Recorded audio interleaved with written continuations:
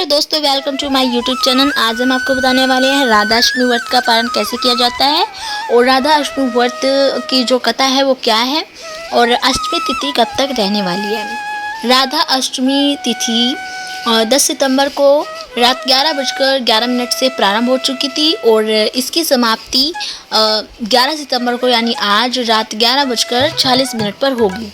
आइए जानते हैं कि व्रत का पालन कैसे किया जाता है। राधा अष्टमी का व्रत सूर्यास्त के बाद भी आप खोल सकते हैं या फिर अष्टमी तिथि के समाप्त होने के बाद भी आप इस व्रत का पालन कर सकते हैं। लोग ये व्रत निर्जला भी रखते हैं तो कई लोग इस व्रत को फलाहार लेकर भी रखते हैं। आइए जानते हैं कि राधा अष्टमी व्रत कथा क्या है। पौराणिक कथा के अनुसार एक बार राधा रानी स्वर्ग लोक से बाहर चली गई। जब इस बात के बारे में भगवान श्री कृष्ण जी को पता चला तो वह विरजा सखी के साथ घूमने लगे। जब किशोरी जी स्वर्गलोक में आई तो उन्हें इस बात का पता चला और वह इस बात को सुनकर क्रोधित हो गई।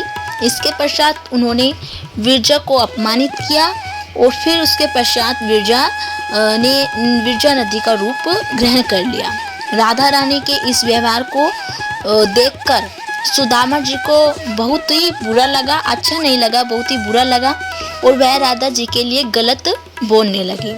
सुदामा जी की बातों को सुनकर किशोरी जी क्रोधित हो गई, राधा रानी क्रोधित हो गई और उन्होंने कान्हा जी के मित्र सुदामा जी को दानव योनि में जन्म लेने का श्राप दे दिया। सुदामा जी ने भी राधा जी को इंसान योनि में जन्म लेने का श्राप दिया और इसके पश्चात सुदामा जी के श्राप की वजह से राधा रानी को भगवान श्री कृष्ण जी का वियोग का सामना करना पड़ा। कुछ पौराणिक कथाओं के अनुसार द्वापर युग के दौरान जगत के पालनहार भगवान विष्णु जी ने कान्हा जी के रूप में अवतार लिया तो उनकी पत्नी धन की देवी माँ लक्ष्मी राधा रानी के रूप में पृथ्वी पर अवतार लिया।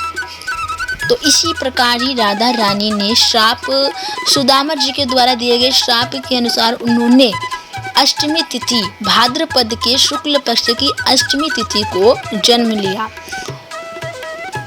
और राधा अष्टमी व्रत माता राधा रानी के जन्म के उत्सव में मनाया जाता है और इस व्रत को सभी बहुत ही धूमधाम से रखते हैं। जिस प्रकार जन्माष्टमी कृष्ण जन्माष्टमी का व्रत रखा जाता है उसी प्रकार राधा अष्टमी व्रत भी रखा जाता है। तो दोस्तों, अगर आपको हमारी जानकारी अच्छी लगी हो तो वीडियो को लाइक और चैनल को सब्सक्राइब करना ना भूलें।